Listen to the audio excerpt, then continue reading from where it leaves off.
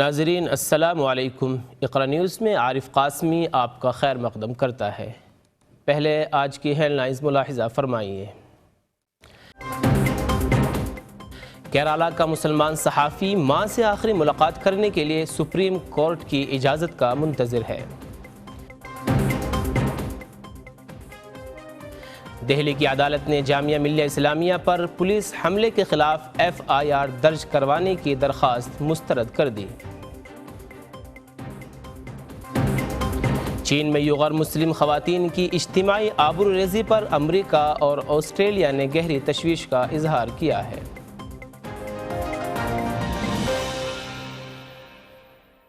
آئیے اب چلتے ہیں خبروں کی تفصیلات کی جانب۔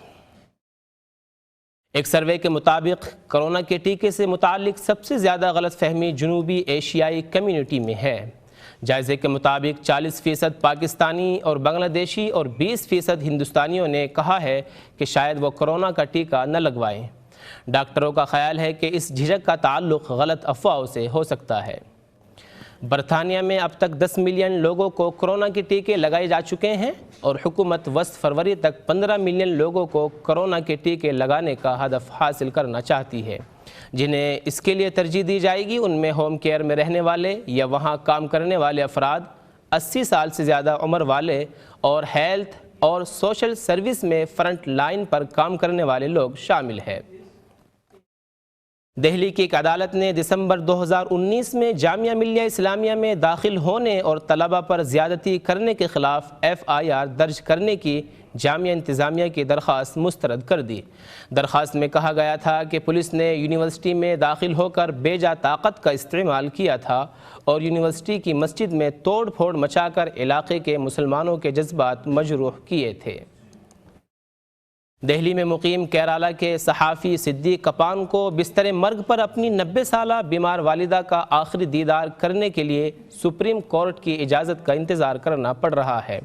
کیرالہ یونین آف جرنلسٹ نے 29 جنوری کو سپریم کورٹ میں صدیق کی عبوری ضمانت کی درخواست دی تھی۔ صدیق اور 3 مسلمانوں کو اتر پردیش کے ہاتھرس شہر میں 20 اکتوبر 2020 کو گرفتار کیا گیا تھا، جہاں وہ نام نہاد اعلیٰ ذات کے ہندوؤں کے ہاتھوں ایک دلت لڑکی کی اجتماعی آبروریزی اور اذیتیں دے کر اسے قتل کیے جانے کے واقعے کی رپورٹنگ کے لیے گئے تھے۔ واضح رہے، دسمبر 2020 میں معروف وکیل کپل سبل کے یہ سوال اٹھائے جانے پر کہ سپریم کورٹ نے بدنام زبانہ ریپبلک ٹی وی کے مالک ارنب گوسوامی کی ضمانت کی سماعت کیوں کی تھی جبکہ اس کا مقدمہ ذیلی عدالت میں چل رہا تھا، تو سپریم کورٹ نے جواب دیا تھا کہ ہر مقدمہ مختلف ہوتا ہے۔ ہندوستان کے سابق نائب صدر حامد انصاری نے کہا ہے کہ صرف سپریم کورٹ اور پارلیمنٹ ہی نہیں بلکہ ہمارے کئی ادارے کچھ حد تک ناکام ہو رہے ہیں۔ ایک اردو روزنامے کو اپنی سوانح عمری by many a happy accident پر ایک انٹرویو دیتے ہوئے انہوں نے اعتراف کیا کہ عدم برداشت ہمیشہ سے موجود تھی، مگر تعداد اور کیفیت کے حساب سے اب اس کے واقعات میں اضافہ ہوا ہے، کیونکہ اب اسے ریاست کی حمایت حاصل ہے اور اس نے اقلیتوں کے لیے صورتحال کو خراب کر دیا ہے۔ پاکستانی وفاقی وزیر مراد سعید نے کہا ہے کہ اپوزیشن کہتی تھی استعفیٰ ہمارے منہ پر ماریں گے لیکن دیے نہیں۔ قومی اسمبلی کے اجلاس میں تقریر کرتے ہوئے انہوں نے کہا کہ کیپٹن ریٹائرڈ صفدر کا بھائی یہاں بیٹھا ہے، اس نے بھی استعفیٰ نہیں دیا۔ وزیر موصوف نے زور دے کر کہا کہ ان کو NRO نہیں ملے گا۔ بنگلہ دیش میں مقیم روہنگیا مسلمانوں نے میانمار میں فوجی انقلاب کی مذمت کی ہے اور فوج کے ہاتھوں قتل و غارت گری کا بازار تیز ہونے کے خدشے کا اظہار کیا ہے۔ اس وقت 7.5 لاکھ سے زیادہ روہنگیا بنگلہ دیش میں پناہ گزین ہیں اور 6 لاکھ اب بھی شہری حقوق کے بغیر میانمار میں رہ رہے ہیں۔ دریں اثنا میانمار فوجی حکومت نے ملک میں فیس بک پر پابندی لگا دی ہے۔ اقوام متحدہ کے افغانستان مشن نے ایک بار پھر سرکاری جیلوں میں تشدد کی شکایت کی ہے۔ خبر کے مطابق اس مشن نے اقوام متحدہ کے دفتر برائے انسانی حقوق کے ساتھ مل کر مختلف جیلوں میں بند سینکڑوں قیدیوں کے انٹرویو کیے، جن پر دہشت گردی یا سلامتی کے منافی جرائم کے الزام عائد کیے گئے ہیں۔ قیدیوں نے بتایا کہ انہیں تشدد اور ناروا سلوک کا نشانہ بنایا گیا تھا۔ واضح رہے کہ تشدد کے ایسے واقعات میں زد و کوب، بجلی کے جھٹکے، نیند سے محرومی اور جنسی تشدد شامل ہے۔ عالمی ادارے کے افغانستان مشن کے مطابق زیر حراست نابالغ افراد پر بھی تشدد کیا گیا ہے۔ اسرائیل نے مقبوضہ مغربی کنارے میں ایک دیہات دوبارہ مسمار کر دیا۔ حقوق انسانی کی تنظیموں نے اسرائیل کی اس جارحیت کو علاقے سے فلسطینیوں کو بے دخل کرنے کی کوشش قرار دیا ہے۔ البتہ خربت خنزہ نام کے اس دیہات کے 130 مکینوں نے اپنا آبائی گاؤں چھوڑ کر جانے سے انکار کر دیا اور کہا ہے کہ وہ ہر حالت میں وہیں رہتے رہیں گے۔ امریکی محکمہ خارجہ کے ترجمان نیڈ پرائس نے کہا ہے کہ عرب ممالک اور اسرائیل کے درمیان تعلقات فلسطینیوں کے ساتھ امن مذاکرات کا متبادل نہیں ہو سکتے۔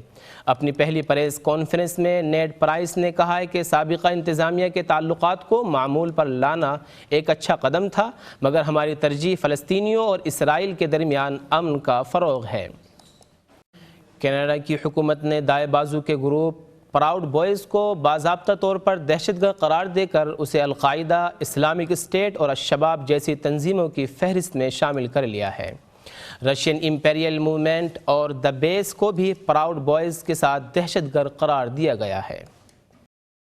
امریکی محکمہ خارجہ نے چین میں یغر مسلمانوں پر کیے جانے والے مظالم پر گہری تشویش کا اظہار کیا ہے۔ امریکہ کا یہ رد عمل بی بی سی کی ایک تحقیقاتی رپورٹ پر سامنے آیا ہے۔ بی بی سی کی رپورٹ میں سنکیانگ کی ایک یغر خاتون جو اس وقت امریکہ میں مقیم ہے نے بتایا تھا کہ قید کی گئی خواتین کو ہر رات ان کی جیلوں سے نکال کر لے جایا جاتا ہے اور ان کے ساتھ ایک یا زیادہ نقاب پوش چینی مرد زنا بالجبر کرتے ہیں۔ بی بی سی کی اس رپورٹ کے بعد آسٹریلیا نے بھی چین کی سخت مذمت کی ہے۔ دریاسنا بدھ کے روز یوغروں نے انقرہ میں چینی سفارت خانے کے سامنے مظاہرہ کیا اور اپنے اہل خانہ کے بارے میں معلومات کی فراہمی کی مانگ کی ہے۔ صدر رجب طیب اردوان نے ترک انجینئروں کی جانب سے تیار کردہ بلا ڈرائیور کی بجلی سے چلنے والی بس کے حوالے سے اظہار خیال کرتے ہوئے کہا کہ پوری دنیا میں صاف توانائی کی کھپت اولیت کا معاملہ ہے۔ ان ایام میں انشاءاللہ یہ منصوبہ ہمارے لیے باعث فخر بنے گا۔ صدر اردوان نے ٹیلی گرام اکاؤنٹ پر مذکورہ بس کے حوالے سے ایک پیغام جاری کیا اور بس کے سامنے اتروائی گئی تصویر کو بھی شیئر کیا ہے۔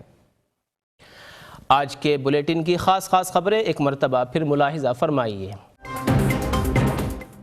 کیرالہ کا مسلمان صحافی ماں سے آخری ملاقات کرنے کے لیے سپریم کورٹ کی اجازت کا منتظر ہے۔ دہلی کی عدالت نے جامعہ ملیہ اسلامیہ پر پولیس حملے کے خلاف FIR درج کروانے کی درخواست مسترد کر دی۔ چین میں یغر مسلم خواتین کی اجتماعی آبروریزی پر امریکہ اور آسٹریلیا نے گہری تشویش کا اظہار کیا ہے۔